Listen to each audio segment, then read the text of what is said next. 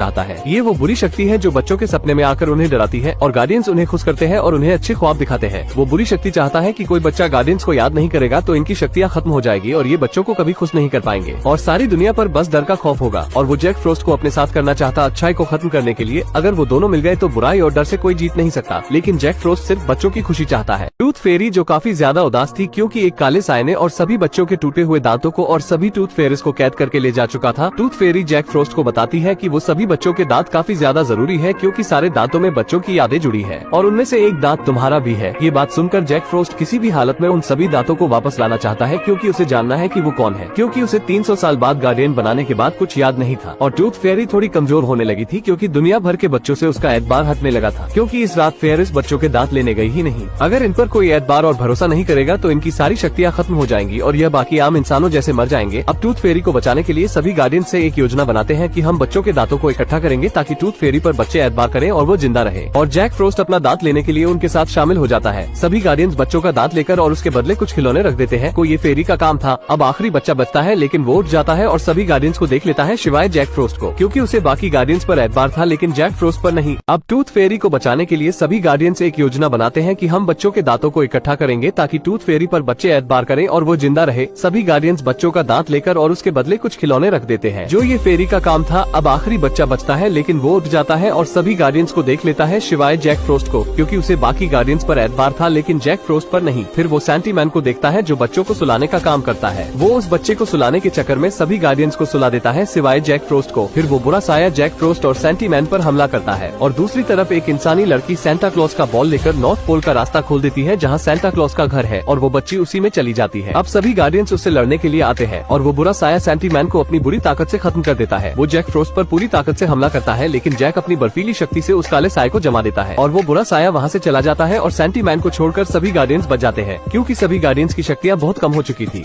Santa Claus कहते हैं कि अब बस एक ही रास्ता बचा है कि बच्चे हम पर फिर से एतबार करें। आज ईस्टर है और आज के ही दिन सभी बच्चों को खुश करना है। सेंटा क्लॉज कहते हैं हम ईस्टर क्रिसमस से भी अच्छा मनाएंगे, लेकिन तभी इन्हें एहसास होता है कि कोई ईस्टर में खतरनाक चीज है और सभी अपनी अपनी पोजीशन ले लेते हैं। लेकिन जब वो बाहर निकलती है तो धरती से आई हुई एक इंसानी बच्ची होती है जो सेंटा क्लॉज के स्नो ग्लो से पोर्टल खोलकर पिछले पार्ट में आई थी। वो छोटी बच्ची रोने लगती है और सभी उसे चुप कराने में लगे थे। जैक फ्रॉस्ट अपनी शक्ति बनी पर इस्तेमाल करता है जिससे बनी उस छोटी बच्ची के साथ खेलने लगता है और बच्ची को भी अच्छा लगता है। रात के समय जैक फ्रॉस्ट उसे उसके घर छोड़ने जाता है लेकिन उसे बहुत सारे टूथ फेरीज की आवाजें सुनाई देती है जिसे बुरे साए ने कैद करके रखा हुआ था। जैक फ्रॉस्ट उस जगह पहुंच जाता है जहां सारी परियां कैद थी। वो उन्हें आजाद तो करता है लेकिन वो उड़ नहीं सकती क्योंकि उनकी शक्तियां जा चुकी थी। जैक फ्रॉस्ट को अपनी आवाज सुनाई देती है जो उसके ही टूटे हुए दांत से आ रही थी और थोड़ी ही देर में वो बुरा साया वहां आ जाता है और जैक फ्रॉस्ट को उसका टूटा हुआ दांत देता है। जैक फ्रॉस्ट को यकीन ही नहीं होता कि ये इतनी आसानी से उसका दांत कैसे दे सकता है।